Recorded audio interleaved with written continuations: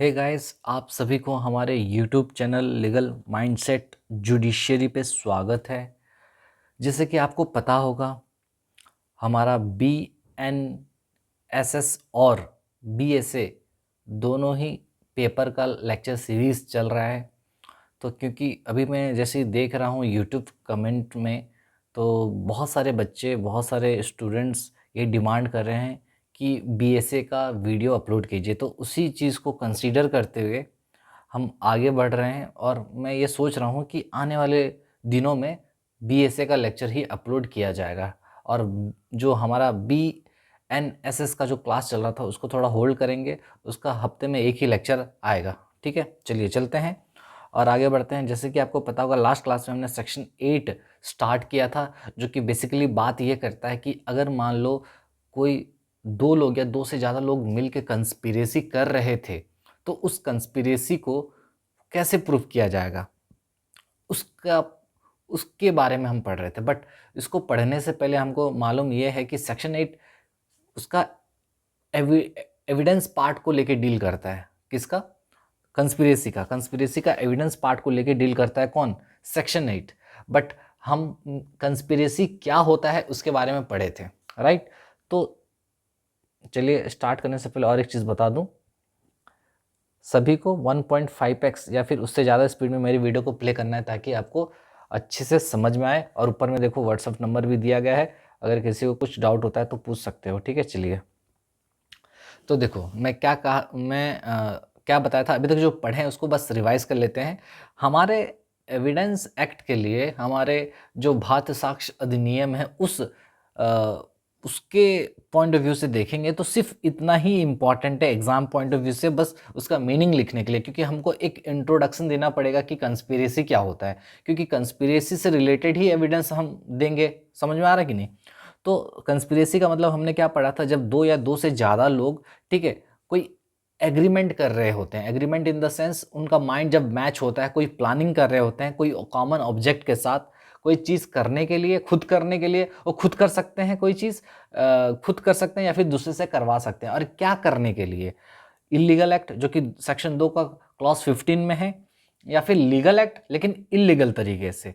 तो अगर कोई इलीगल एक्ट को करने का आप प्लानिंग भी कर रहे हो, फुसुर फुसुर कर रहे हो, प्लानिंग कर रहे हो, ठीक है, पूरा प्लानिंग सब कुछ कर रहे हो, ठीक है, आप दो जन मिल के प्लानिंग वगैरह कर रहे हो इलीगल एक्ट को करने के लिए, तो जो आप प्लानिंग कर रहे हो, that planning itself is a crime. समझे कि नहीं? That planning itself is an offence, वो अपने आप में ऑफेंस है। ठीक है, आप करो या ना करो अलग बात है। अगर आप मर्डर करने का प्लान कर लिए, मैं बताया था आपको अच्छे से, अगर मान लो दो जन हैं यहाँ पर, ए और बी, ठीक है, अगर ये दोनों मिल के सी को मारने का प्लान कर लिए हैं, भले ही लोग प्लान बनाए क्यों ना हो, मारे ना हो, भले इनके पास गन नहीं है, कोई चाकू नहीं है, फिर भी ये दोनों को हम लोग क्या मानेंगे? क्रिमिनल कंस्पिरेसी के लिए लायबल मानेंगे। समझे कि नहीं? तो उस केस में, क्योंकि ये ऑफेंस करने का क्राइम, ये ऑफेंस करने का एग्रीमेंट कर रहे हैं ना, ऑफेंस करने के लिए प्लानिंग कर रहे हैं, तो उस केस में हम इसको क्रिमिनल कंस्पिरेसी के लिए लायबल मानेंगे। समझ में आ गया? Okay sir. तो हमारे एविडेंस एक्ट के लिए सिर्फ मीनिंग तक ही जानना जरूरी था। फिर हमने इलीगल एक्ट क्या होता है उसको समझा था, इसको और अच्छे से हम लोग पोस्टमार्टम करके समझे थे। ठीक है, कि इसमें तीन चीज़ आता है, ऑफेंस आता है, प्रोहिबिटेड बाय लॉ आता है, और ग्राउंड फॉर सिविल एक्शन आता है। ऑफेंस के केस में सिर्फ एग्रीमेंट करेंगे तो तुम्हारा क्या बन जाएगा? ऑफेंस तुम्हारा क्या बन जाएगा? क्रिमिनल कंस्पिरेसी बन जाएगा। लेकिन ये दोनों केस में क्या था कि एग्रीमेंट के साथ साथ हमको और एक चीज चाहिए। क्या चाहिए? Overt act. ओवर्ट एक्ट का मतलब होता है कुछ एक्स्ट्रा उसमें एक्ट करने का जरूरत पड़ता है। ठीक है, ये हो गया।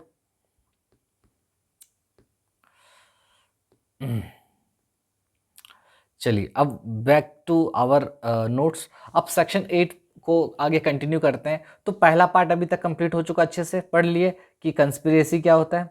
तो कंस्पिरेसी समझ में आया कि भैया कंस्पिरेसी में दो या दो से ज़्यादा लोग एग्रीमेंट करते हैं कोई इलीगल एक्ट को करने के लिए या फिर लीगल एक्ट को इलीगल तरीके से करने के लिए। समझ में आ गया? उसी को कंस्पिरेसी कहा जाता है और ये अपने आप में ऑफेंस है। भले आप उस चीज़ को एग्जीक्यूट करो या ना करो, अगर ऑफेंस करने के लिए कर लिए हो एग्रीमेंट तो आप लायबल हो जाओगे। ठीक है, तो सेक्शन 61 हमने पढ़ लिया अच्छे से। ठीक है, कोई डाउट है क्या इसमें? नहीं है सर? ओके। तो और अच्छा और इसका दूसरा पार्ट था पनिशमेंट का, तो ये बीएनएस में जब पढ़ेंगे तो उस समय देखेंगे।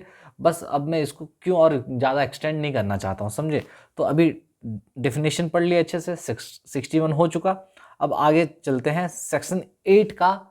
अब हम क्या पढ़ रहे थे, अब इसको लिंक करते हैं, देखिए क्या होता है। 61 पढ़ लिया कंस्पिरेसी क्या है। अब कंस्पिरेसी का क्या लिंक है सेक्शन 8 से। एक्चुअली सेक्शन 8 क्या कहता है ना, कि आपने जो 61 में जो पढ़ा है कंस्पिरेसी, उस कंस्पिरेसी को प्रूफ कैसे करोगे, उस कंस्पिरेसी को प्रूफ कैसे करोगे, एविडेंस कैसे लाओगे। अगर दो लोग मिलकर कंस्पिरेसी कर रहे थे तो आप उसको प्रूफ कैसे करोगे। तो सेक्शन 8 उसी के बारे में बात करता है। आप उसको अगर प्रूफ करने के लिए क्या क्या एविडेंस कोर्ट में दोगे, क्या क्या सबूत दोगे, किस किस चीज को रेलिवेंट माना जाएगा कि दो लोगों के बीच कंस्पिरेसी चल रहा था। समझ में आ रहा है मैं क्या कह रहा हूं। तो सेक्शन 8 उसी के बारे में बात करता है। आई होप आपको समझ में आ रहा होगा। पहले हम कंस्पिरेसी समझे, अब हम ये बता रहे हैं सेक्शन 8 क्या क्या कहता है बीएसए का। सेक्शन 8 बीएसए का कहता है मेरे भाई कि जो कि पहले एविडेंस एक्ट का 10 हुआ करता था, ये बताता है कि how courts will admit and assess the evidence to prove the existence of that conspiracy. Court किस तरीके से एविडेंस को एडमिट करेगा, उसको असेस कैसे करेगा, ये प्रूफ करने के लिए कि कंस्पिरेसी एग्जिस्ट कर रहा था। तो हम लोग को सेक्शन 8 ये बताता है कि कोर्ट अब एविडेंस को कैसे लेगा, कैसे प्रूव करेगा कि दो लोगों के बीच क्या चल रहा था, कंस्पिरेसी चल रहा था। ठीक है, समझ में आ रहा है। तो ये सेक्शन 8 हमको बताता है कि सेक्शन 8 यही बताता है कि भैया दो लोग अगर कंस्पिरेसी कर रहे थे तो उसको प्रूफ कैसे करोगे। समझ में आ रहा है। ओके,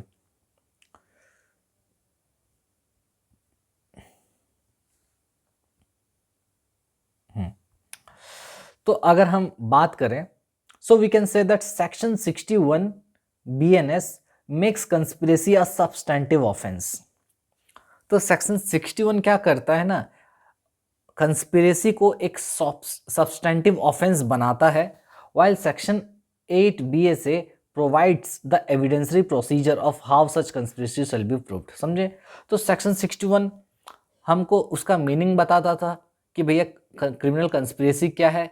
अब अगर आप एग्रीमेंट ही कर लिए तो वो अपने आप में क्या हो जाएगा, ऑफेंस बन जाएगा। और सेक्शन 8 ये बताता है कि कोर्ट किस तरीके से उस क्रिमिनल कंस्पिरेसी को, अगर कोई बंदा क्रिमिनल कंस्पिरेसी को प्रूव करेगा तो क्या क्या एविडेंस वो कोर्ट में दे सकता है। ठीक है, कोर्ट किस तरीके से एविडेंस को एडमिट करेगा रिगार्डिंग द क्रिमिनल कंस्पिरेसी। समझ में आ गया। तो सेक्शन 8 उसी के बारे में बात करता है। अब आ गया, तो ये अच्छा बैकग्राउंड हमने तैयार कर लिया है। ठीक है, चलिए अब हम जाते हैं सीधा बेयर एक्ट में एंट्री मारते हैं। अब सेक्शन 8 का बेयर एक्ट पढ़ने जा रहे हैं हम लोग। ठीक है, चलिए। तो सेक्शन 8 का जब आप बेयर एक्ट पढ़ोगे तो उसको मैं ब्रेकडाउन कर दिया हूँ। देखिए क्या बोलता है सेक्शन 8 का बेयर एक्ट अगर पढ़ोगे तो बोलता है भैया, where there is a reasonable ground. सबसे पहले इंपॉर्टेंट ये तो बोल रहा है जहां पर भी रिजनेबल ग्राउंड होता है टू बिलीव दैट, ये बिलीव करने के लिए बोल रहा है कि अगर रिजनेबल ग्राउंड हो रहा है, अगर रिजनेबल ग्राउंड है, क्या बोला, there is a reasonable ground to believe that क्या, two or more persons have conspired together to commit an offence or actionable wrong. Oh my god, क्या बोला सेक्शन 8 तुम्हारा भारतीय साक्ष्य अधिनियम का सेक्शन 8 ये कहता है, अगर कोई रिजनेबल ग्राउंड दिख रहा है ये बिलीव करने का, ठीक है, कोई रिजनेबल ग्राउंड, कोई ग्राउंड लग रहा है ये बिलीव करने का, क्या बिलीव करने का, कि दो या दो से ज्यादा लोग क्या कर रहे थे, कंस्पिरेसी कर रहे थे। देखो कंस्पायर्ड, क्योंकि कंस्पिरेसी दो लोग के मौजूदगी में ही हो सकता है, एक लोग नहीं कर सकते हैं। ठीक है, तो दो लोग ही कंस्पिरेसी कर सकते हैं। तो इसलिए यही बोल रहा है कि कम से कम दो या दो से ज्यादा लोग conspire together to commit an offence, offence करने के लिए कंस्पिरेसी कर रहे थे या फिर एक्शनेबल रॉन्ग करने के लिए, यानी ये सिविल का बात कर रहा है। ठीक है, तो वही बोल रहा है अगर कोई रीजनेबल ग्राउंड मिलता है और उसमें ये लिखा रहता है कि दो या दो से ज्यादा लोग कंस्पिरेसी कर रहे थे कोई ऑफेंस को करने के लिए या फिर एक्शनेबल रॉन्ग को करने के लिए, तो एनीथिंग सेड, तो जो भी उन्होंने कहा, जो भी उन्होंने किया, जो भी उन्होंने लिखा, बाय एनी ऑफ देम, उनमें से कोई भी बंदा, अगर दो लोग थे उनमें से कोई एक अगर मान लो कुछ बोला, कुछ किया, कुछ लिखा in reference to their common intention. Oh my god, बोला in reference to their common intention, उनका कॉमन इंटेंशन को लेके। कॉमन इंटेंशन मतलब पूरे पूरे ग्रुप का जो मेन मकसद है, जो करने का, जो वो अचीव करना चाहते हैं, जो उनका गोल है। समझ में आ रहा है मैं क्या कह रहा हूं? हमारे वाले एग्जाम्पल में याद करो कल जो मैं आपको बताया था, ठीक है, ये 3 लोग हैं, ये ए है, ये बी है, ये सी है। समझ में आ रहा है? ये तीनों मिलके क्या किए, डी को मारने का प्लान किए, ठीक है। सी गन चलाया, ठीक है, गन फायर किया।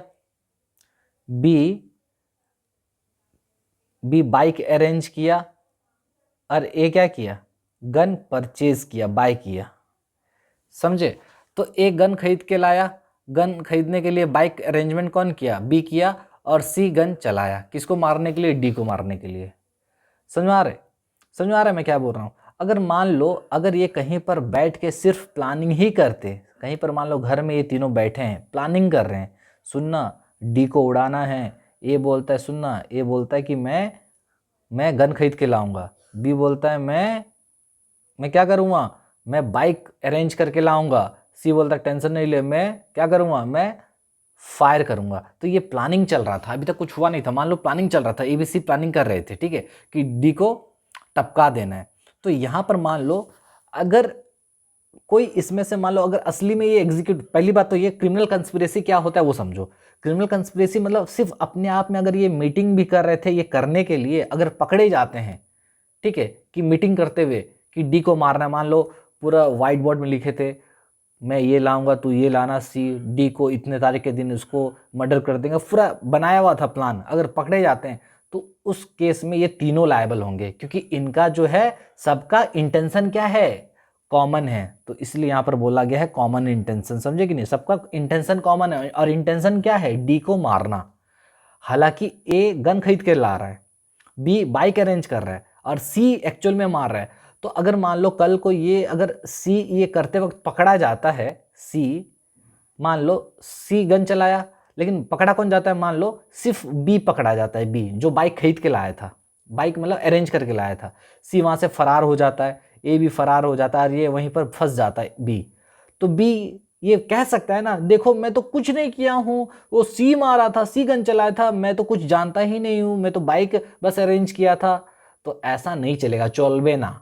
तुम भी उस क्या थे, ग्रुप के पार्ट थे, तुम सभी का कॉमन इंटेंशन था, तुम सभी का इंटेंशन क्या था, मारना, डी को मारना। तो सी अगर मर्डर के लिए लायबल है तो आप भी लायबल हो जाओगे, तुम भी लायबल होगे, और ए तुम भी लायबल होगे।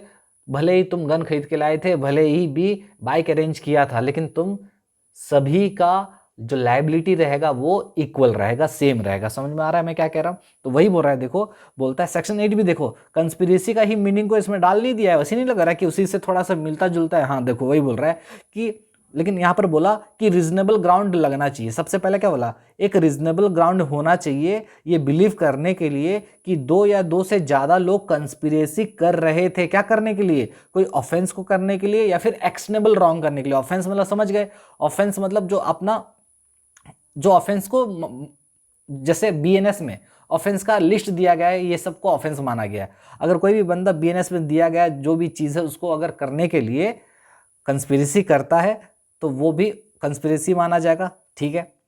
एक्शनेबल रॉन्ग के लिए भी तुम प्लानिंग कर रहे थे, वो भी इसमें आ जाएगा, ठीक है। तो बोला अगर मान लो 2 या 2 से ज़्यादा लोग कोई ऑफेंस करने के लिए प्लानिंग कर रहे थे, कंस्पिरेसी कर रहे थे, या फिर एक्शनेबल रॉन्ग करने का कंस्पिरेसी कर रहे थे, तो उस केस में एनीथिंग सैड मतलब कोई भी किसने कुछ भी कहा, मतलब ए बी सी ये आपस में अगर बात कर रहे थे, ए बोला मैं गन खरीद के लाऊंगा, ठीक है, बी बोला मैं बाइक अरेंज करूंगा, सी बोला मैं गन चलाऊंगा, तो ये लोग जो भी बोले, जो भी किए, जो भी उन्होंने लिखा, तीनों चीज क्या होगा, तीनों चीज क्या हो रहा है, एनीथिंग सैड डन और written by any of them, उनमें से कोई भी जो भी लिखा, किया या फिर कहा, in reference to the common intention, उनके कॉमन इंटेंशन को लेकर, ठीक है, मतलब डी का मारना कॉमन इंटेंशन था, तो उस चीज को लेकर उन्होंने जो भी किया, जो भी कहा, ठीक है, और जो भी उन्होंने लिखा, वो सारा चीज क्या हो रहा है, रेलिवेंट हो जाएगा। ओ माय गॉड, उसको रेलिवेंट फैक्ट माना जाएगा। उन्होंने जो भी किया, जो भी कहा, जो भी लिखा, सारे चीजों को रेलिवेंट माना जाएगा। कब कब माना जाएगा, लेकिन बोल रहा है after the first time when such intention was first entertained by any one of them. बोल रहा है कि लेकिन तभी मानेंगे जब फर्स्ट टाइम इन लोगों के बीच ये जब बात चल रहा था डी को मारने का, भले ही उस समय सी मौजूद नहीं था। मान लो ए और बी पहले से बात कर रहे थे कि डी को मारना है, लेकिन सी उस समय मौजूद ही नहीं था, लेकिन प्लानिंग पहले से ही चल रहा था। तो वही बोल रहा है कि जैसे ही फर्स्ट टाइम उस इंटेंशन को एंटरटेन किया गया किसी भी एक के द्वारा, तो उस केस में क्या माना जाएगा कि भैया जो भी उन्होंने कहा, जो भी किया, जो भी लिखा, सारा चीज को रेलिवेंट माना जाएगा हर एक कंस्पिरेटर के अगेंस्ट में। मतलब क्या सर, मतलब ये कि मान लो अगर 3 लोग, ए अगर गन खरीद के लाया है, बी अगर बाइक खरीदा है और सी गन चलाया है, तो ए का कहना कि मैं गन खरीद के लाऊंगा, उसका बोलना बाकियों के अगेंस्ट में भी रेलिवेंट होगा, बी और सी के अगेंस्ट में, और बी का बाइक अरेंज करना, ये जो बात कहा है वो भी ए और सी के अगेंस्ट में रेलिवेंट हो जाएगा। मतलब इसका बोला हुआ चीज इन दोनों के अगेंस्ट में यूज किया जा सकता है, बी का बोला हुआ चीज ए और सी के अगेंस्ट में यूज किया जा सकता है, और सी का बोला हुआ चीज या फिर सी का कहा हुआ कोई सा भी एक्ट ए और बी के अगेंस्ट में यूज किया जा सकता है। ओ माय गॉड, हाँ।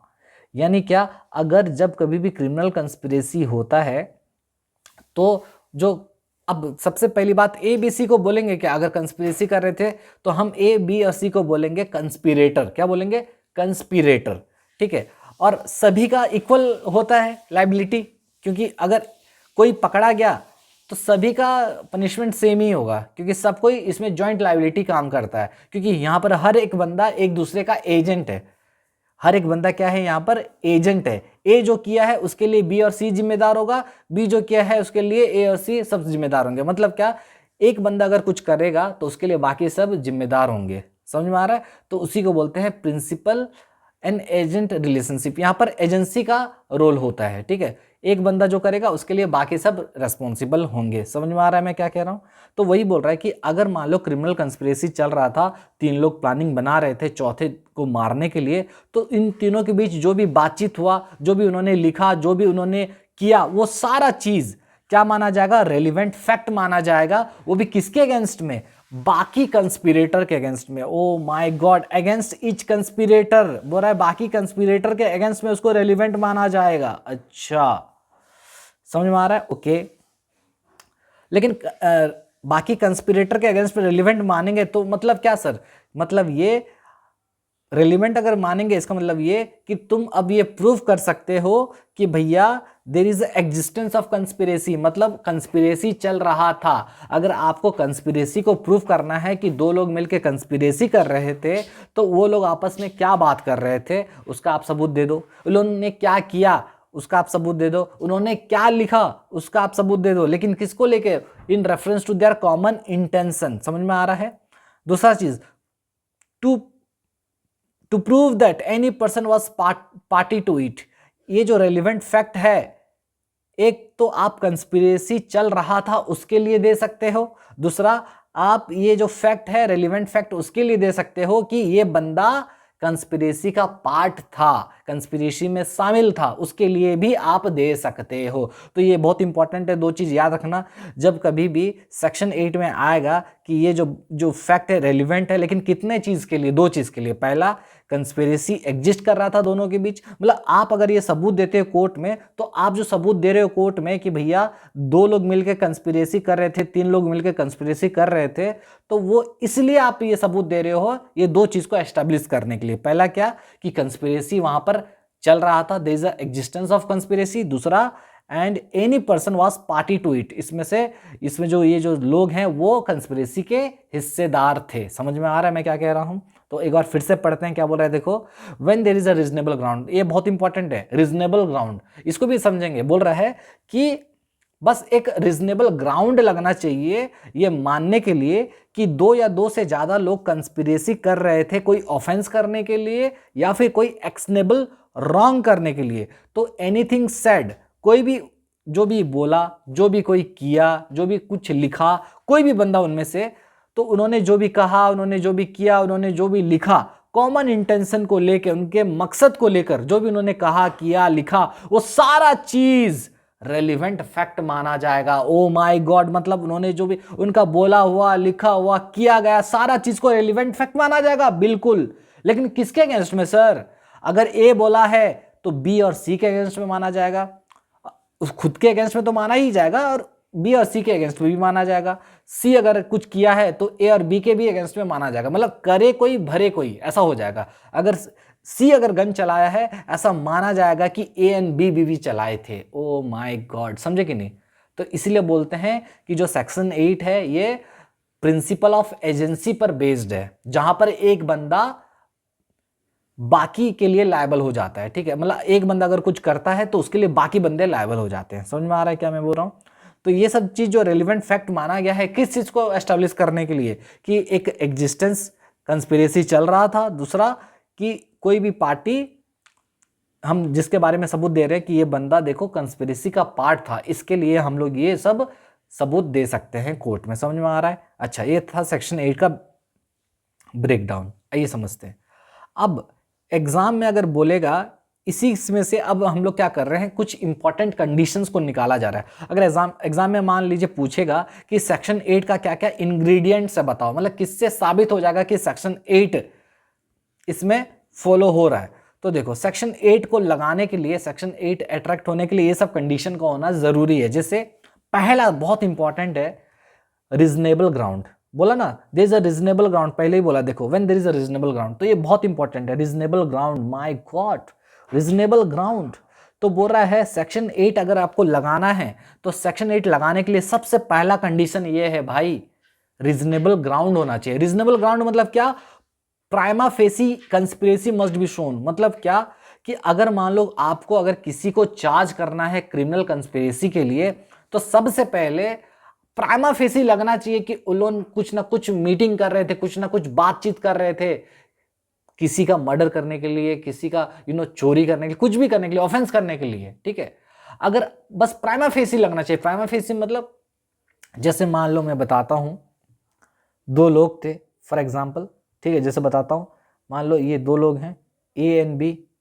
ए एंड बी को देखा गया साथ में, दोनों साथ में लुका छुपियों के बात कर रहे हैं, ए सुनना सुनना, इधर सुन इधर सुन, कान में आके बोल रहा है, कान में आके सुन सुन सुन, ऐसा ऐसा ऐसा ऐसा है, वैसा है, ऐसा है, वैसा है। और बाकी लोग इसको, इन लोगों को देख रहे हैं। कौन लोग हैं ये लोग? ये लोग हैं गांव वाले। इन लोग कौन है? गांव वाले हैं। ये गांव वाले लोग क्या कर रहे हैं? ए एंड बी को देख रहे हैं। ए बी के कान में बोलता है, सुनना ये है, ऐसा है, वैसा है, ठीक है?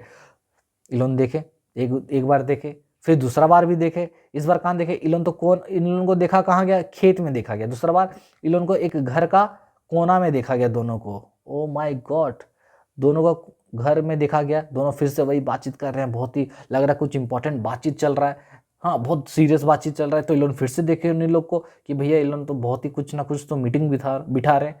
फिर क्या होता है, दोनों को देखने के बाद एक दो दिन बाद क्या होता है ना, ए क्या करता है ना, मिस्टर सी का मर्डर कर देता है। ओ माय गॉड, सोचो ए एंड बी मर्डर से कुछ दिन पहले दोनों को साथ देखा गया, दोनों को चुप चुप के बातें करते हुए देखा गया, ठीक है? खेत में देखा गया, छत के ऊपर देखा गया बात करते हुए। उसके बाद कुछ दिन के बाद ए जाता है, सी का मर्डर कर देता है। तो आपको क्या लगेगा देखने में? पहली झलक, प्राइमा फेसी का मतलब होता है पहला झलक, on the face of the record.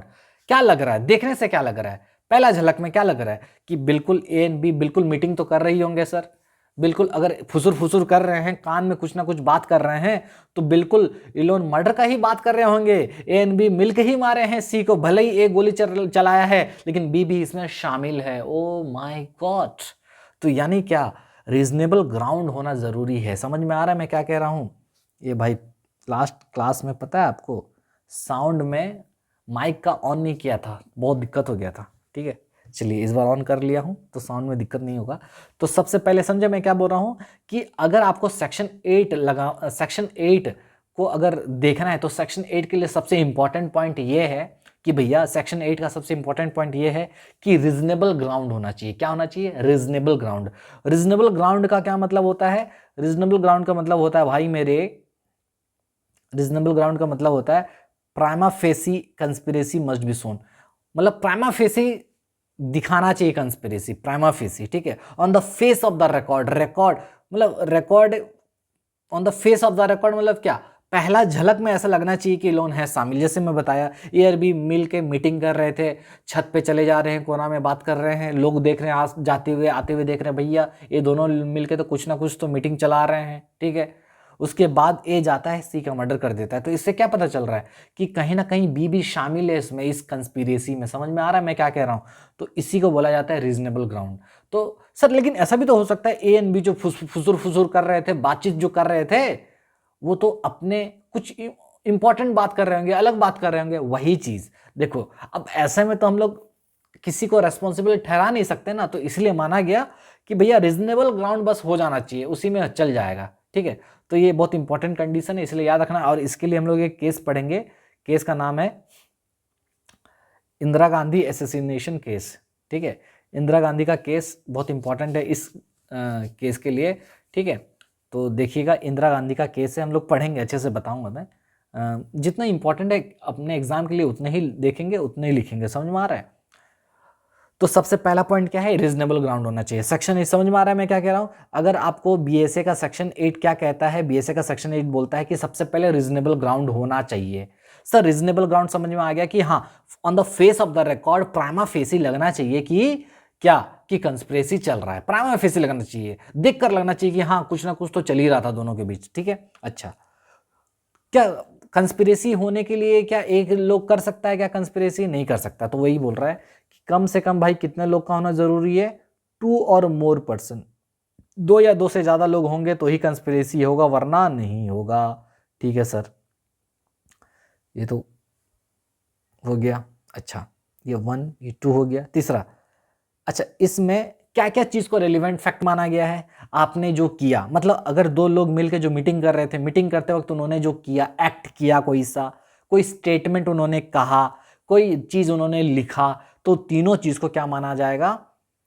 Relevant माना जाएगा। वही तीनों चीज को रेलिवेंट मानेंगे, लेकिन ये तीनों चीज किससे रिलेटेड होना चाहिए? Must related to common intention. Oh my God, ये जो भी एक्ट है, जो भी स्टेटमेंट है, जो भी राइटिंग है, वो कॉमन इंटेंशन को लेकर होना चाहिए, उससे रिलेटेड होना चाहिए। मतलब सर कॉमन इंटेंशन से रिलेटेड होना चाहिए मतलब वो जो भी एक्ट किए, जो भी उन्होंने कहा, जो भी उन्होंने लिखा, जो उनका मेन मकसद था, उससे रिलेटेड होना चाहिए। समझ में आ रहा है?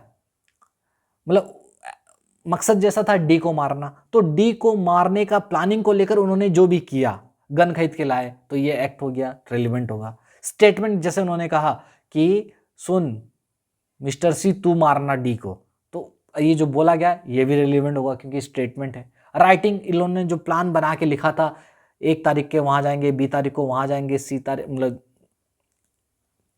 पर्टिकुलर डेट, मतलब मान लो संडे के दिन मिस्टर डी का मर्डर करना है, तो संडे वाले दिन यहाँ पर सिटी सेंटर मॉल में जाना है, यहाँ करना, ये करना है, जो भी प्लानिंग था, जो प्लान लोन बना के रखे होंगे राइटिंग में, तो वो सारा चीज़ को भी हम लोग क्या मानेंगे?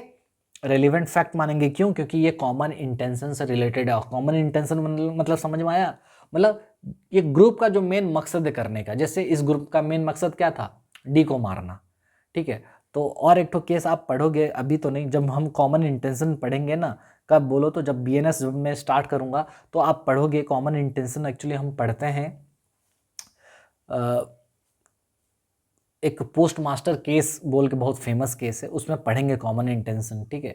तो जो मैं पहली बार लास्ट क्लास में आपको बताया था कि 3 लोग मिल के बैंक लूटने जाते हैं, एक कैशियर को गोली चला देता है, एक क्या हाथापाई करता है, तीसरा बैंक के बाहर खड़ा रहता है। तो जो बैंक के बाहर खड़ा रहता है वो पकड़ा जाता है और वो कहता है मैं नहीं मारा हूँ, मारा तो बी है, मारा तो सी है, जो भी है, मैं नहीं मारा हूँ, मेरे पास तो हथियार भी नहीं है। तो उस समय सुप्रीम कोर्ट कहता है भैया those who stand who also serves, जो स्टैंड होता है बाहर वो भी सर्विस दे रहा है, इसका मतलब यानी वो भी पार्ट है। That person also took participation in the offense. Oh my God, those who stand outside also be held liable for that offense. समझ में आया? उनको भी liable माना जाएगा उस offense के लिए। समझ में आ रहा है मैं क्या कह रहा हूँ? चलिए, तो तीसरा कंडीशन समझ में आया। तो इसमें रेलिवेंट क्या मानेंगे? एक्ट को, स्टेटमेंट को और राइटिंग को, 3 चीज को मानेंगे। लेकिन एक्ट, स्टेटमेंट और राइटिंग जो होगा वो किससे रिलेटेड होगा? कॉमन इंटेंशन से रिलेटेड। चौथा, अच्छा सर, ये जो रेलिवेंसी है, एक सेकेंड, गिर गया ये माइक। ये जो रेलिवेंसी है सर, मुझे बताइए, ये जो रेलिवेंसी है इसका कुछ टाइमिंग है क्या? मतलब अब देखो, प्लानिंग इन लोग कर रहे थे, प्लानिंग तो अब चलता जाएगा, बहुत लंबा भी चल सकता है सर। तो ये कब तक मानेंगे कि ये मतलब कंस्पिरेसी चल रहा है? कोई तो टाइम लिमिट होगा ना कि जहाँ पर कंस्पिरेसी खत्म होगा। खुद सोचो, जैसे मान लो मैं इसको मिटाता हूँ, अब मुझे बताओ, सारा एग्जाम्पल वैसे लिख के लाया हूँ मैं, उसको भी देखेंगे, मैं बस अभी बता रहा हूँ। मान लो कंस्पिरेसी एक पॉइंट है, ठीक है, यहाँ पर मान लो ए एंड बी क्या किए, स्टार्ट किए, क्या स्टार्ट किए? कंस्पिरेसी, कंस्पिरेसी, कंस्पिरेसी स्टार्ट किए ए एंड बी जब कंस्पिरेसी स्टार्ट किए, उसके बाद इन्होंने प्लानिंग किया कि मारना है, और बहुत सारा इसमें इन्होंने एक्ट किया, प्लानिंग किया, अरेंजमेंट किया, सारा चीज़ करते करते यहाँ पहुँचे। यहाँ पर क्या किए, ए बी और सी भी मान लो, इन्होंने क्या किया, डी को मार दिए, यहाँ पर किल्ड। तो जैसे ही इन्होंने डी को मारा तो यहाँ पर माना जाएगा कि इनका कंस्पिरेसी खत्म हो गया, क्योंकि यहाँ से स्टार्ट हुआ था जब प्लानिंग कर रहे थे, प्लानिंग से एग्जीक्यूशन तक जो समय लगा, तो उस ड्यूरेशन में तीनों ने जो किया, तीनों ने जो कहा, तीनों ने जो लिखा, वो सारा चीज़ रेलिवेंट माना जाएगा, रेलिवेंट फैक्ट माना जाएगा। और कब तक? जब ये जो डी को मारने तक का टाइम तक, समझे? या फिर मान लो डी को नहीं मार पाते हैं, डी को मारने का कोशिश करते हैं और ये पकड़े जाते हैं, ओ माय गॉड, और जैसे ही पकड़े गए इनका प्लानिंग फेल। तो जैसे ही फेल हुआ या फिर जैसे एग्जीक्यूशन हुआ, वहां तक का आपको देखना है। समझ में आ रहा मैं क्या कह रहा हूँ? प्लानिंग, जैसे कि ये कंस्पिरेसी का प्लान चल रहा था, वहां जैसे ही उनमें से कोई भी दो बंदा ना बात करना स्टार्ट किया, वहां से माना जाएगा कि कंस्पिरेसी स्टार्ट है। फर्स्ट टाइम जैसे इन्होंने बात किया, दो लोग, ठीक है, भले ही तीसरा को पता नहीं था, अगर दो लोग बात करना स्टार्ट कर दिए तो वहां से माना जाएगा कि कंस्पिरेसी स्टार्ट है। और ये चलेगा कहां तक? जब तक उनका जो मेन मकसद था, उनका जो कॉमन इंटेंशन था, वो हो ना जाए, यानी डी को मार ना ले, किलिंग, या वो खुद पकड़े ना जाए, मतलब उनका प्लान फेल ना हो जाए। तो तब तक क्या माना जाएगा? तब तक ये कंस्पिरेसी चालू रहेगा, मतलब तब तक वो एक्टिव रहेगा।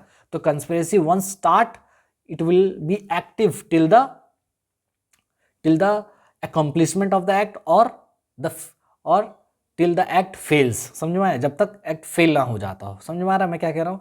तो कंस्पिरेसी यहाँ से स्टार्ट हुआ, और जब तक वो लोग अपना गोल को अचीव नहीं कर पाए, वहाँ तक तुम्हारा सारा एक्ट और सारा स्टेटमेंट रेलिवेंट होगा, या फिर उनको पकड़ लिया जाता है तब तक सारा एक्ट और रेलिवेंट होगा। लेकिन मान लो पकड़ लिए या फिर उनको मार दिया गया, उसके बाद उनसे कुछ पूछा गया, वही तीनों से, कि बता क्या हुआ, क्या किया, कौन कौन था, उसके बाद पकड़ने के बाद अगर ABC कुछ कहते हैं, कुछ करते हैं, तो वो रेलिवेंट नहीं होगा। वो हो सकता है दूसरे सेक्शन में हो, लेकिन इस सेक्शन में रेलिवेंट नहीं होगा। मतलब क्या? मतलब मैं अच्छे से डायग्राम में बताऊंगा, आइए समझते हैं मैं क्या बताना चाहता हूँ आपको। देखिए, मैं ये बताना चाहता हूँ कि मान लो यहाँ पर कि हम लोग कंस्पिरेसी जो मानेंगे, ये कंस्पिरेसी तो चलता रहेगा लंबा, प्लानिंग वगैरह चलता होगा, फिर उसको एग्जीक्यूट करने में टाइम लगेगा। तो कब तक मानेंगे कि कंस्पिरेसी चल रहा है, और कब तक उसको रेलिवेंट फैक्ट में कौन कौन सा चीज़ को रेलिवेंट मानेंगे, कब तक? अब देखो, यहाँ जैसे प्लानिंग स्टार्ट हुआ, मतलब कंस्पिरेसी स्टार्ट हुआ, अब कंस्पिरेसी चलता गया, चलता गया, चलता गया, चलता गया, चलता गया, चलता गया, चलता गया, और यहाँ जाके क्या हो गया ना, ये लोग एग्जीक्यूट कर दिए कंस्पिरेसी, मतलब प्लानिंग को एग्जीक्यूट कर दिए, मतलब डी को मार दिए। या फिर मान लो कंस्पिरेसी फ्रस्ट्रेटेड हो गया, फ्रस्ट्रेटेड मतलब, और वो अचीव नहीं हो पाया, मतलब फेल हो गया, उनको पकड़ लिया गया। तो ये जो ड्यूरेशन, ये येलो कलर का लाइन है, ये जो देखो छत्ता जो बनाया गया है, अम्ब्रेला, तो ये टाइम के बीच जो भी उन्होंने कहा, लिखा या फिर किया, वो सारा चीज क्या माना जाएगा? रेलिवेंट माना जाएगा अंडर सेक्शन 8।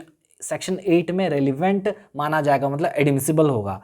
तो सेक्शन 8 यहाँ पर लग जाएगा और सारा चीज एडमिसिबल होगा। समझ में आ रहा है मैं क्या कह रहा हूँ? लेकिन एक बार जैसे ही कंस्पिरेसी खत्म हुआ, कंस्पिरेसी का एंड हुआ, वो लोग पकड़े गए, उसके बाद उन्होंने जो भी कहा, जो भी किया, ठीक है, कुछ भी हुआ, वो सब यहाँ पर रेलिवेंट और नहीं होगा सेक्शन 8 में। समझ में आ रहा है मैं क्या कह रहा हूँ? तो कंस्पिरेसी के बाद अगर वो जो भी बोलते हैं, जो भी करते हैं, जो भी लिखते हैं, वो सब अब रेलिवेंट नहीं होगा सेक्शन 8 में। दूसरे सेक्शन में हो जाएगा सब्सिक्वेंट कंडक्ट, ये वो ब्ला ब्ला, अलग सेक्शन में हो सकता है, लेकिन हमारा सेक्शन 8 में रेलिवेंट होगा क्या? नहीं होगा। तो सेक्शन 8 में रेलिवेंट होने के लिए हमको क्या देखना है कि कंस्पिरेसी स्टार्ट हुआ, और स्टार्ट होने से भैया जब तक ये अचीव नहीं हो जाता है, जब तक तुम्हारा फ्रस्ट्रेटेड नहीं हो जाता है, तब तक सारा स्टेटमेंट, एक्ट और राइटिंग को क्या मानेंगे? एडमिसिबल मानेंगे। समझ में आ रहा है? लेकिन उसके बाद अगर कुछ हुआ तो वो एडमिसिबल नहीं होगा। Okay, not admissible.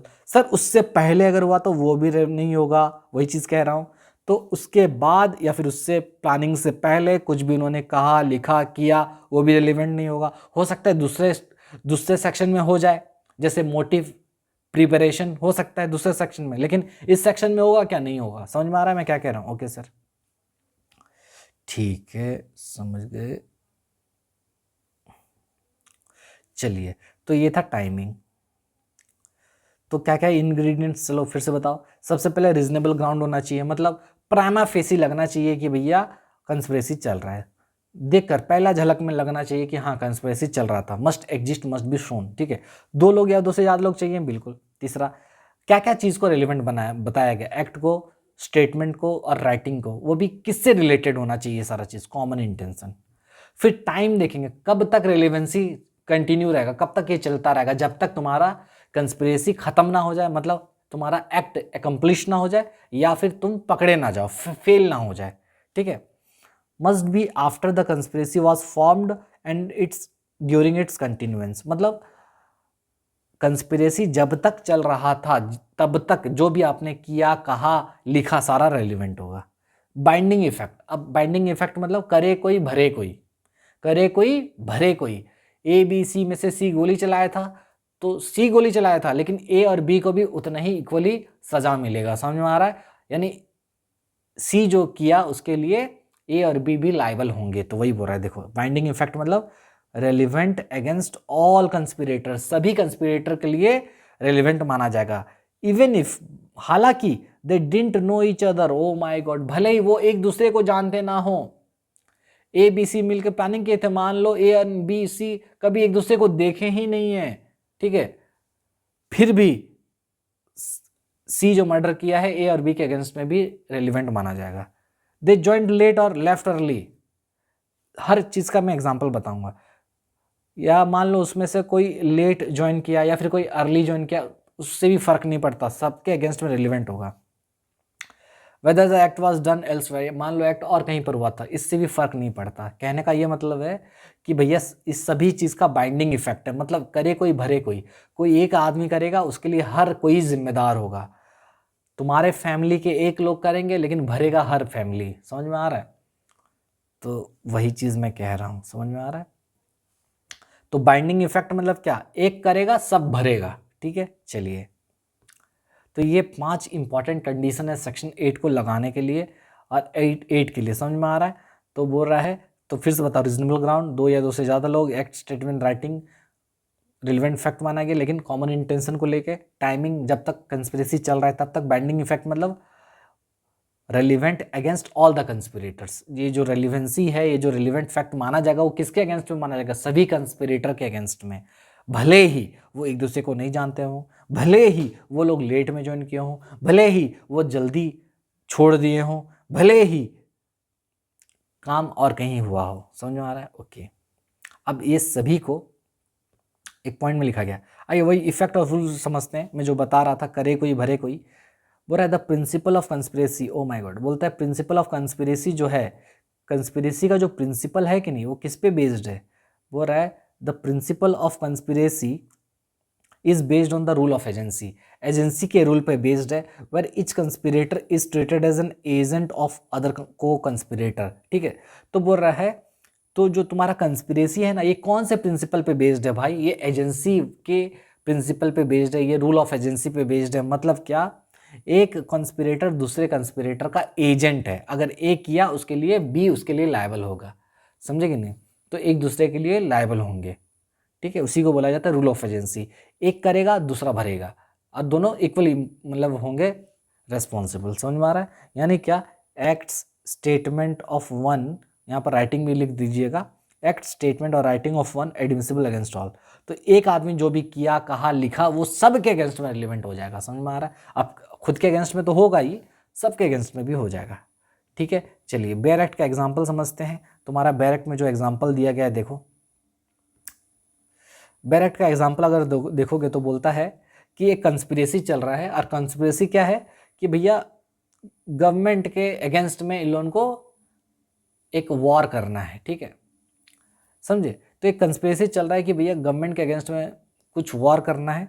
तो उसके लिए होता क्या है, बी क्या करता है ना, हथियार खरीदता है। बी हथियार खरीद रहा है कहाँ से, यूरोप से। ठीक है, सी फंड लाता है, फंड पैसा वैसा लाता है कहाँ से, कलकत्ता से। डी लोगों को रिक्रूट करता है, कहाँ, मुंबई में। देखो हर कोई इंसान अलग अलग जगह है और सबका रोल अलग अलग है। बी हथियार खरीद रहा है यूरोप से, सी पैसा ला रहा है कोलकाता में, डी क्या कर रहा है, रिक्रूट कर रहा है, मतलब लोगों को अपॉइंट कर रहा है, आदमी लोग को, कहाँ, मुंबई में। ई क्या कर रहा है, पब्लिशेस राइटिंग्स इन आगरा, आगरा में पब्लिश किया राइटिंग में। ठीक है, कुछ पब्लिश किया आगरा में। F transfers money to Singapore, F क्या किया, मनी ट्रांसफर किया कहाँ पर, सिंगापुर। ही H writes a letter giving details, फिर एच क्या किया, एक लेटर लिखा जिसमें डिटेल्स था। तो ये लोग जो भी किए, हाँ सब कोई, देखो हर कोई इंसान अलग अलग जगह में अपना अपना रोल किया है, लेकिन सबका मकसद क्या है, सबका इंटेंशन कॉमन इंटेंशन है भाई। सबका अगर इंटेंशन देखोगे मेरे भाई लोग, इंटेंशन सबका क्या है, कॉमन इंटेंशन क्या है सबका, वॉर अगेंस्ट द स्टेट। समझे कि नहीं? कॉमन इंटेंशन क्या है सबका, सबका कॉमन इंटेंशन है भैया, सब एक ही काम चाहते हैं कि भैया स्टेट के अगेंस्ट में वॉर छिड़ जाए। समझ में आ रहा है? ओके, तो ये जो भी चीज़ इन लोगों ने किया है, खरीदना, पैसा इकट्ठा करना, रिक्रूटमेंट करना, पब्लिश करना, लिखना, ये सारा चीज़ रेलिवेंट माना जाएगा, ऑल आर रेलिवेंट। और ये रेलिवेंट क्यों होगा, किस चीज़ को प्रूव करने के लिए, दो चीज़। पहला, कंस्पिरेसी चल रहा था, to show that the conspiracy actually existed, ये दिखाने के लिए कंस्पिरेसी चल रहा था। दूसरा कि ये जो लोग थे कंस्पिरेसी के पार्टी थे, वही to show that A who joined later, A जो है मान लो बाद में ज्वाइन किया, was also part of conspiracy even if A didn't know about this acts. मान लो ये सब होने के बाद में ए ज्वाइन करता है, ठीक है, ए भी ज्वाइन करता है लास्ट में सबसे, और कुछ भी नहीं पता ए को कौन क्या कर रहा है। ए भी अपना काम किया जो उसको बताया गया। तो ए अगर मान लो लास्ट में ज्वाइन किया तो ये भी माना जाएगा कि ए भी कंस्पिरेसी का पार्ट था, भले ही ए बी को नहीं जानता, सी को नहीं जानता, डी को नहीं जानता, ई को नहीं जानता, एफ को नहीं जानता, एच को नहीं जानता। समझे कि नहीं? यानी ये सारा चीज़ उनका रेलिवेंट माना जाएगा, ये बताने के लिए कि देखो कंस्पिरेसी चल रहा था, देखो ये भले ही किसी को नहीं जानता, फिर भी ये माना जाएगा कि वो कंस्पिरेसी का हिस्सा है, हिस्सा है, हिस्सा है। समझ में आया? ओके, ठीक है, चलिए एक एग्जांपल प्रैक्टिकल समझते हैं। वही बताओ मुझे, ए बी सी प्लान किए बैंक को रॉब करने का। बी खरीदा क्या, मास्क। सी खरीदा, वही गाड़ी अरेंज किया। बी देखो मास्क खरीदा है, सी गाड़ी अरेंज किया है, तो ए क्या करेगा, ए हथियार क्या किया, अरेंज किया। और बाद में डी क्या किया, उनका दोस्त है, वो उनको हेल्प किया भगाने में कि पकड़े ना जाएं बोल के। अब समझो, ए बी सी तीनों मिलकर पहले प्लान कर लिए थे, उसमें डी नहीं था, डी को कुछ भी नहीं मालूम। ए बताया, ए बोला मैं मास्क अरेंज करता हूँ, मास्क खरीद के लाता हूँ। बी बोला मैं ना गाड़ी खरीद के लाता हूँ। सी बोला मैं हथियार खरीद के लाता हूँ। और लास्ट में डी ज्वाइन करता है इनका ग्रुप और वो भागने में मदद करता है। तो यहाँ पर अगर आप देखोगे, क्या डी किसी को जानता था क्या, बी को जानता था क्या, नहीं जानता था। ठीक है, even if we didn't know B bought mask earlier, that act is still relevant against D. तो यहाँ पर मान लो, अगर फॉर एग्जाम्पल लेट्स से ऐसा सपोज मान लो कि डी को नहीं पता कि मास्क को कौन खरीदा था, ठीक है, तो डी को नहीं पता, तो बी जो मास्क खरीदा था उसका मास्क खरीदना भी डी के अगेंस्ट में रेलिवेंट माना जाएगा। वही मैं बोल रहा हूँ, एक करेगा दूसरा भरेगा, तो ये जो किया इसके अगेंस्ट में भी रेलिवेंट माना जाएगा। So the purchasing of mask by the B will be relevant against D as well because it was in furtherance of the conspiracy। क्योंकि कंस्पिरेसी अभी चल रहा था, ख़त्म नहीं हुआ था, it was in furtherance, चल ही रहा था, उसके बाद डी ज्वाइन किया है। कंस्पिरेसी ख़त्म नहीं हुआ था, चल ही रहा था, तभी तो डी आया, तभी तो डी को भी माना जाएगा वो कंस्पिरेसी का पार्ट है, हिस्सा है। समझ में आ रहा है? तो अगर आप देखोगे पर्पस क्या है, टू पर्पस है तुम्हारा कंस्पिरेसी का to prevent criminals from escaping liability just by saying I didn't know what others did. तो अगर आप देखोगे ये सब कंस्पिरेसी को इसीलिए लाया गया, ये इसको इसीलिए लाया गया, इसका मेन पर्पस यही था कि जो लोग जिनका रोल अलग अलग है, अब देखो हर एक क्राइम में जो मेन क्राइम होता है वो होता है, इसके अलावा छोटे छोटे रोल भी होते हैं। तो जो मिल के क्राइम कर रहे हैं उसके इसमें जो बाकी जो एक्ट है वो लोग अपना तो पलड़ा झाड़ सकते हैं ये बोल के कि देखो मैं थोड़ी किया था ये चीज़, ये तो वो किया था, वो गोली चलाया था, मैं थोड़ी गोली चलाया था। तो ऐसे में बच सकते हैं ना बोल के, तो उस चीज़ को ये नहीं छोड़ता। समझ में आ रहा है? तो ही बोल रहा है to prevent criminals from escaping liability, वो अपने लाइबिलिटी से बच ना सकें सिर्फ ये बोल कर कि देखो मैं तो जानता ही नहीं उसको, मैं तो गोली ही नहीं चलाया। It ensures conspiracy is proved as a collective act not fragmented. और कंस्पिरेसी जो होता है आपको मालूम है 2 लोग तो होना ही चाहिए, तो ये कलेक्टिव एक्ट होता है, फ्रेगमेंटेड नहीं होता बस। तो ये था तुम्हारा सेक्शन 8 का इंपॉर्टेंट पॉइंट्स जो कि आपके एग्जाम के लिए है। इतना पढ़ लोगे काफ़ी है। बट ये क्लास खत्म हो गया क्या? नहीं हुआ, अभी इसका डिटेल्ड में पढ़ना अभी बाकी है। समझ में आ रहा है? 46 मिनट्स हो चुके हैं, मतलब जो मेजर पोर्शन है बेयर एक्ट का मैं सारा कवर करा दिया हूँ। तो बचा क्या इसमें? बचा कि अभी जो मैं आपको इंग्रेडिएंट्स बता रहा था, जैसे रीजनेबल ग्राउंड, 2 या 2 से ज़्यादा लोग, act, statement writing, timing, binding effect, ये सभी को अब मैं एक्सप्लेन करके लिखा हूँ। तो अगर आप पढ़ नहीं सकते क्या एक्सप्लेन करके लिखा हूँ, तो अपने आप से देखिए। जैसे reasonable ground to believe conspiracy, Kehar Singh का केस है।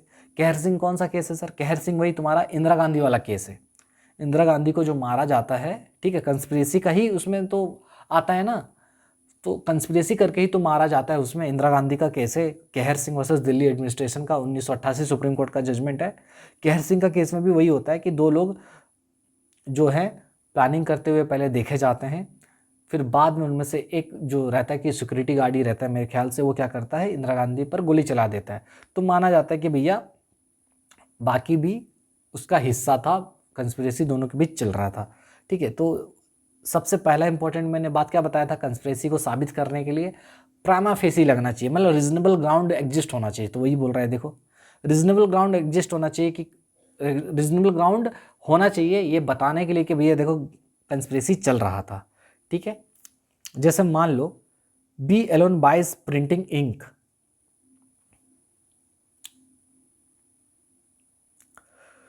ए अकेला क्या करता है, इंक खरीद के लाया। तो इसको कंस्पिरेसी बोलोगे? सिर्फ इंक खरीद के लाया नहीं, लेकिन मान लो ए एंड बी मिल के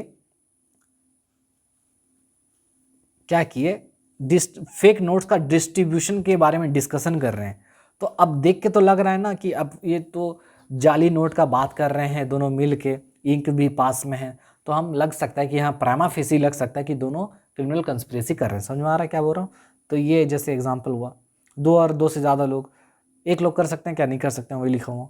वर्ड्स एक्ट्स और राइटिंग होना चाहिए, वो भी कॉमन इंटेंशन से रिलेटेड। वो जो भी कह रहे हैं लिख रहे हैं वो सब किससे रिलेटेड होना चाहिए? Common intention. जैसे मान लो बी बोलता है सी को कि मैं हथियार अरेंज करके लाया, अब ये जो कह रहा है तो उसका जो मेन मकसद है उससे रिलेटेड, ऑब्वियसली ये जो हथियार खरीद के लाया है क्यों लाया है? डी को मारने के लिए। तो डी क्या है? डी को मारना क्या है? Common intention. तो कॉमन इंटेंशन के लिए तो रेलिवेंट माना जाएगा। लेकिन मान लो बी बस मैसेज कर देता है सी को कि हैप्पी बर्थडे, तो ये भाई हैप्पी बर्थडे क्या कॉमन इंटेंशन से रिलेटेड है? नहीं है, तो ये नॉट रिलेवेंट। ऊपर वाला रिलेवेंट, वही मैं कह रहा हूँ। टाइमिंग को लेकर मैं अभी बता दिया था अच्छे से।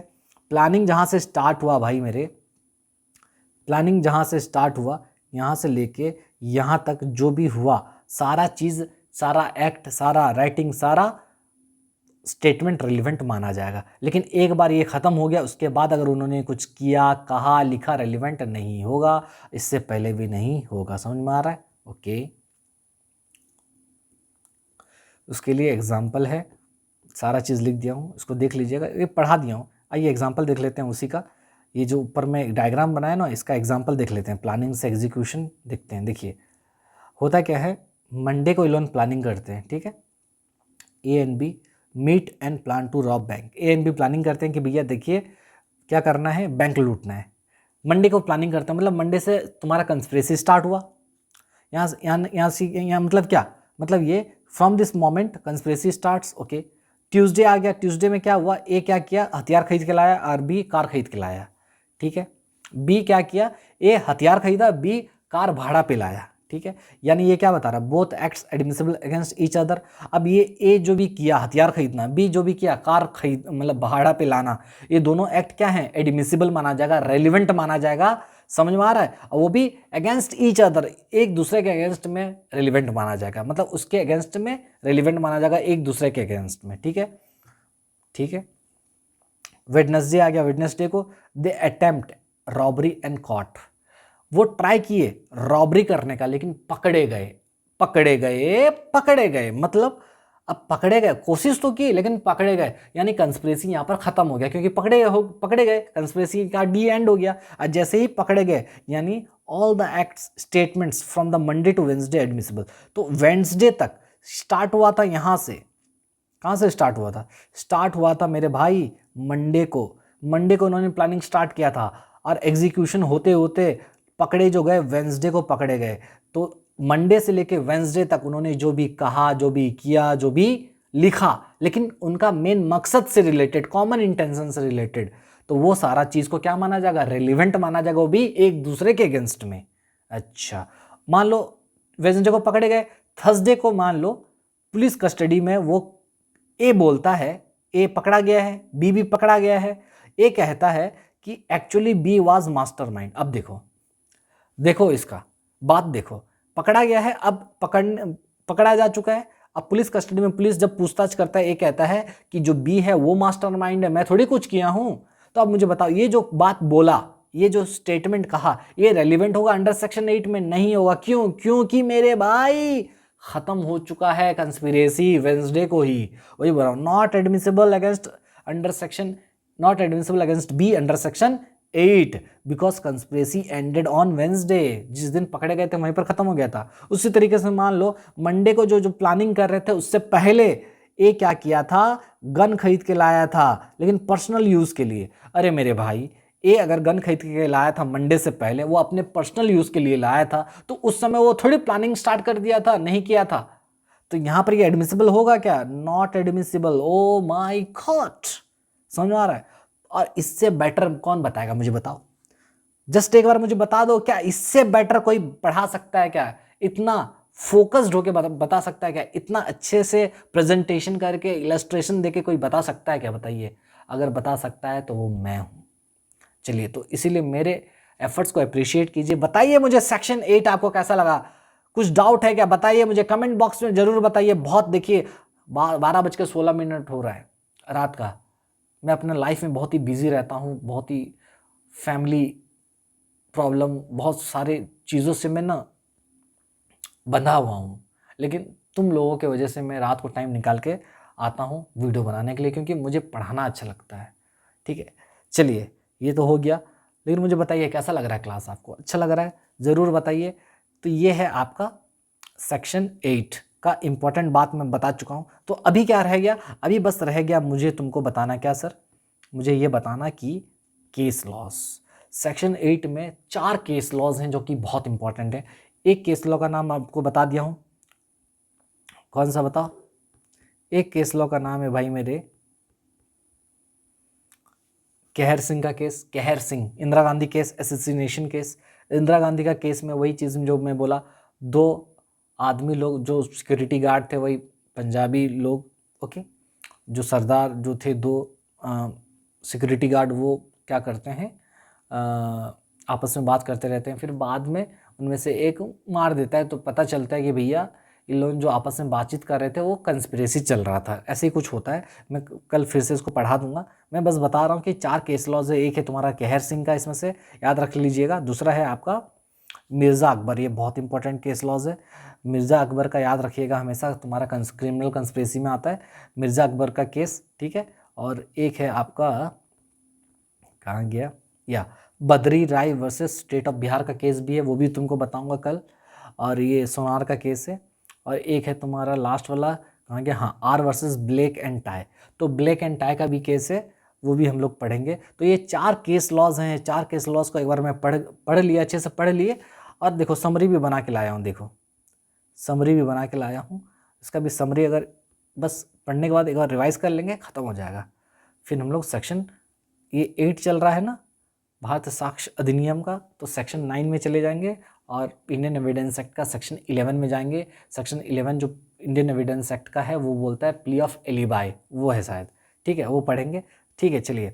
और मुझे ज़रूर बताइए, अगर आप लोग ना सब्सक्राइब भी नहीं करते हो चैनल वगैरह को, बहुत बुरा लगता है कि इतना एफर्ट्स एक इंसान दे रहा है, तो देखो सब्सक्राइब करो चैनल और बताओ कैसा लेक्चर लग रहा है। चलिए मिलते हैं नेक्स्ट क्लास में, तब तक के लिए बाय, टेक केयर। मैं हूँ आपका दोस्त सैम और पढ़ते रहिए।